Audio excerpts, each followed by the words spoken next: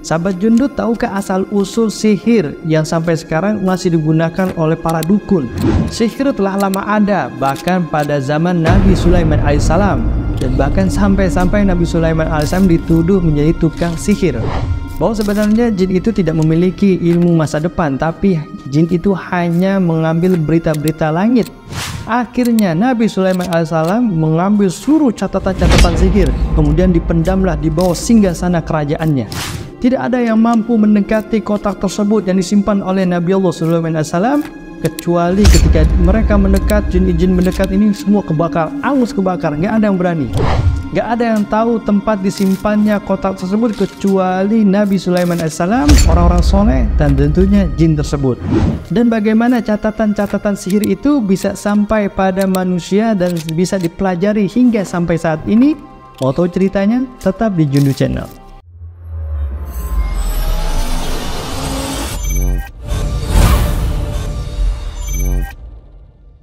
Assalamualaikum warahmatullahi wabarakatuh. Salam sahabat Jundut Channel di mana berada. Alhamdulillah semoga senantiasa dirahmati oleh Allah Subhanahu wa taala.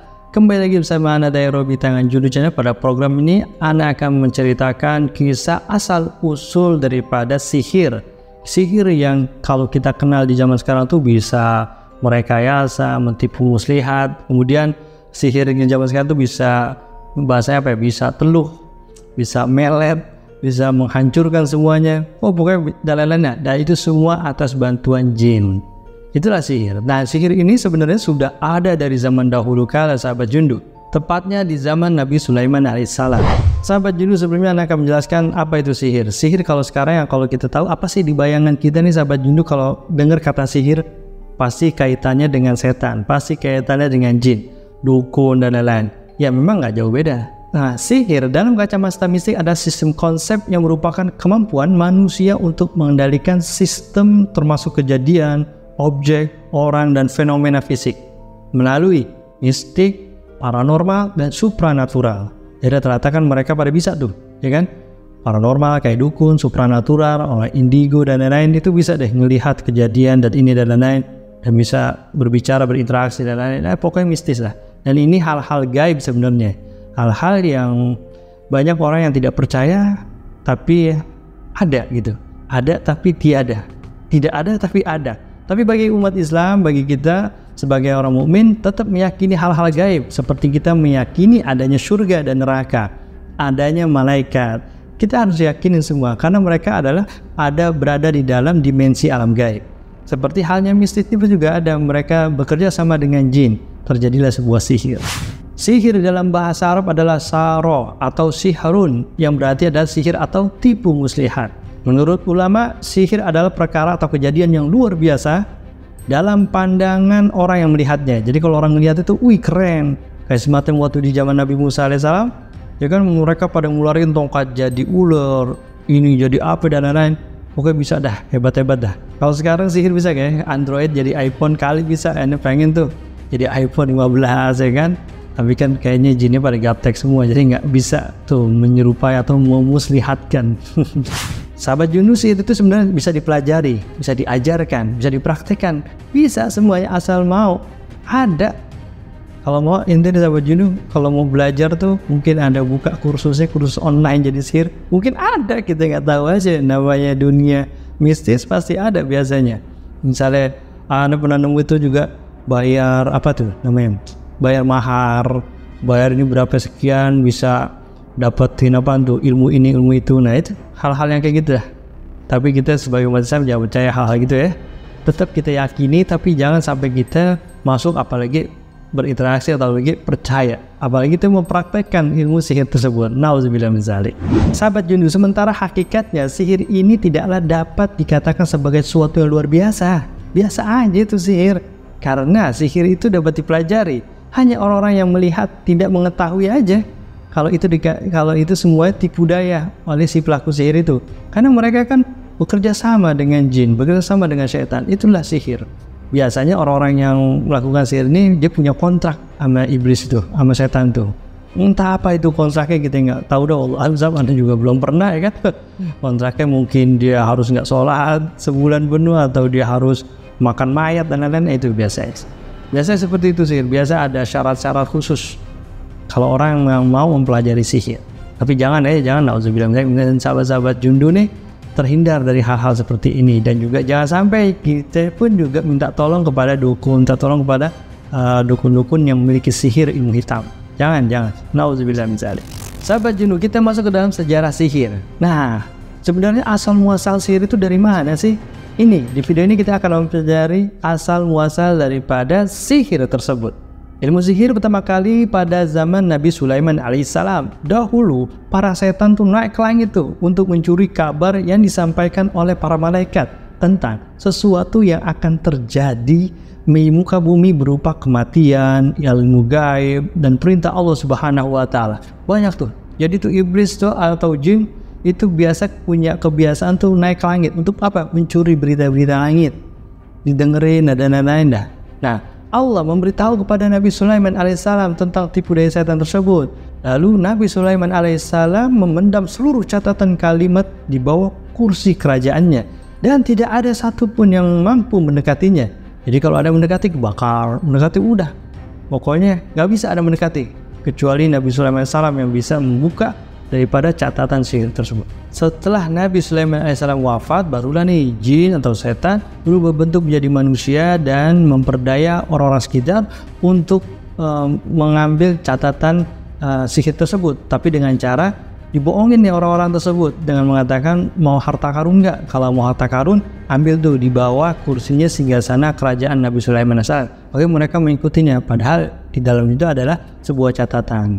Ketika pada zaman Nabi Muhammad SAW tersebar tuduhan di kalangan orang-orang Yahudi bahwa Nabi Sulaiman alaihissalam ini mengajarkan sihir.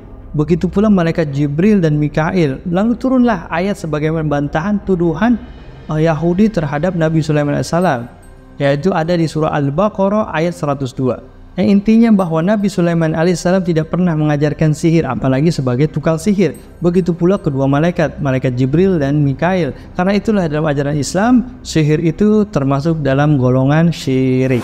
Sahabat jundu, anak akan menceritakan sebuah kisah di zaman Nabi Sulaiman alaihissalam yang sampai dituduh menjadi tukang sihir, dan inilah yang menjadi awal mula sihir itu dapat dari mana dan lain-lain. Pada zaman dahulu Bani Israel yang menginginkan kekayaan instan didatangin jin. Jadi Bani Israel itu ya pengennya instan aja dah, pengen kaya. Sama sih sampai sekarang juga orang Indonesia tuh kalau mau kaya ya ngepet lah. Kalau mau kaya ya piara tuyul. Kalau mau kaya ya nyolong dan lain-lain. Pokoknya hal-hal mistis di Indonesia pun masih ada. Ya masih percaya dengan ilmu sihir, yaitu kayak miara tuyul, miara babi ngepet, ya kan, atau ada pesugihan dan lain-lain. Itu semua instan. Nah, itu adalah dengan sihir. Nah, di zaman dahulu orang Bani Israel tuh pengen juga cepet kaya. Nggak tahu, mungkin lapangan pekerjaan menurun kali. Mungkin nggak ada lapangan pekerjaan, akhirnya banyak yang nganggur dan banyak yang susah. Allah alam misal, intinya di zaman Bani Israel itu pengen orang yang malas-malas, tapi dia pengen kaya yang instan. Kemudian makhluk yang terbuat dari api itu menghampiri mereka dalam wujud manusia. Dia berubah bentuk menjadi manusia. Saat itu pasca wafatnya Nabi Sulaiman alaihissalam. Nabi Sulaiman alaihissalam memiliki kerajaan yang luar biasa, hartanya berlimpah. Bayangkan, beliau ini Nabi Sulaiman alaihissalam memiliki tentara dari manusia, memiliki tentara dari hewan, tentara dari jin, tentara dari angin. Luar biasa, dan kekayaan juga berlimpah. Bahkan dia bisa menguasai seluruh dunia. Inilah Nabi Sulaiman alaihissalam. Karena kerajaannya luar biasa, pasti orang mengiranya harta karun pun juga banyak di kerajaan Nabi Sulaiman alaihissalam. Setelah wafatnya Nabi Sulaiman alaihissalam, ya, berkatalah jin tersebut kepada Bani Israel nih, orang-orang Israel. Ngomong nih sama orang Bani Israel, maukah kalian kutunjukkan harta karun yang dimiliki oleh Nabi Sulaiman alaihissalam? Mau gak ditunjukin? Nah, orang Bani Israel nih yang pengen kekayaan instan mau. Mendengar hal itu Bani Israel girang mendengarnya. Gimana tidak? Mereka semua pada pengen kaya mendadak. Akhirnya girang, semangat, tentu mereka mau mau dengan tawaran apa yang disampaikan orang yang dikenal nih. Padahal dia jin nih, jin berubah bentuk jadi manusia dan mengatakan maukah aku tunjukkan itu. Akhirnya mau dikenal kayak mau gak dikenal, namanya orang lagi pengen, ya kan, udah gelap mata, udah harta karun. Akhirnya mereka semua bertanya kepada orang ini, ya di mana itu kau akan tunjukkan harta karunnya? Kata jin yang berubah menjadi manusia ini, dia berkata, galilah di bawah singgasana Raja Nabi Sulaiman alaihissalam.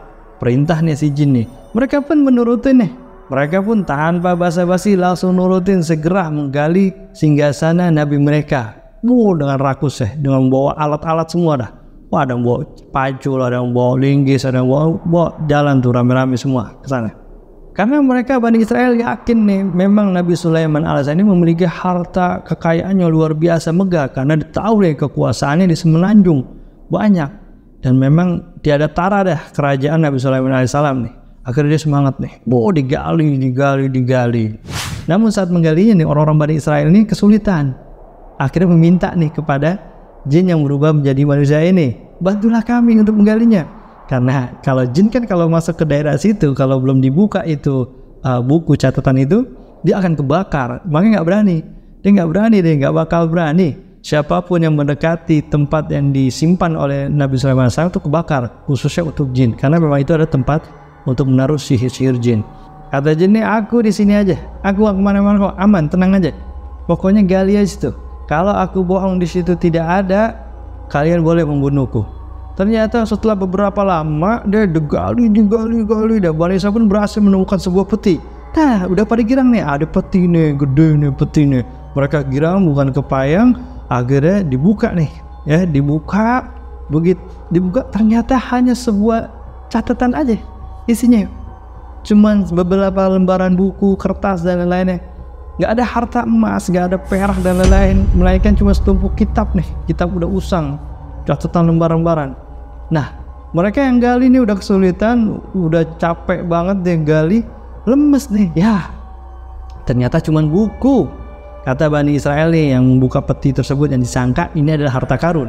Tapi berbeda dengan si jin ini yang berubah jadi manusia. Dia girangnya minta ampun. Wah, luar biasa. Akhirnya kebuka juga. Akhirnya gue bisa ambil juga nih kitabnya. Barulah si jin yang berubah menjadi manusia ini berani bisa mendekati, karena udah hilang ya. Keamanannya tuh biasanya barriernya tuh udah nggak ada lagi. Ketika itu Bani Israel membuka lembaran penuh catatan. Mereka kaget mendapatkan catatan ini. Dia nggak paham, tapi dia paham juga sih, ini catatan-catatan sihir semua dalamnya. Langsung nih jin yang licik ini yang berubah menjadi manusia ini mengatakan, ternyata Raja Sulaiman alaihissalam adalah tukang sihir. Dia menghasut nih orang-orang Bani Israel, dan Bani Israel mempercayai karena dia ngelihat langsung catatannya. Memang sengaja. Satu, tujuan dari jin ini adalah untuk membuka kitab-kitab sihir itu. Yang kedua adalah untuk menjebak Bani Israel untuk menuduh Nabi Sulaiman ini sebagai tukang sihir. Akhirnya Bani Israel mengatakan kepada orang tersebut, apa maksudmu engkau menuduh raja kita adalah tukang sihir? Kitab sihir ini Nabi Sulaiman menyembunyikan untuk mengendalikan kalian semua dengan tipu dayanya. Nah, mereka percaya karena memang mereka meyakini bahwasanya Nabi Sulaiman AS memiliki kekuatan yang luar biasa. Dan tadi Anda sampaikan, Nabi Sulaiman AS kalau mau jalan itu cukup naik permadani, udah kayak film Aladin. Itu angin yang bawa. Kalau mau perang, kalau mau jalan ke suatu tempat, jika orang dalam perjalanan membutuhkan waktu sebulan, tapi cukup Nabi Sulaiman AS cukup jalan siang hari, pulang sore hari bisa, karena dia dikendalikan oleh angin. Jadi Sulaiman AS itu luar biasa, Masya Allah. Udah kayak film Aladin, naik di permadaninya deh, jalan jas bersama pasukan anginnya. Wah, pada terbang di zaman Nabi Sulaiman. Mereka pada percaya apa yang dilakukan Nabi Sulaiman alaihissalam itu adalah sebuah sihir. Hasutannya berhasil nih jin menghasut Bani Israel bahwasanya Nabi Sulaiman alaihissalam telah melakukan sihir. Akhirnya viral nih hasutan daripada jin kepada Bani Israel yang sedang mengambil harta karun. Akhirnya diprank sama jin.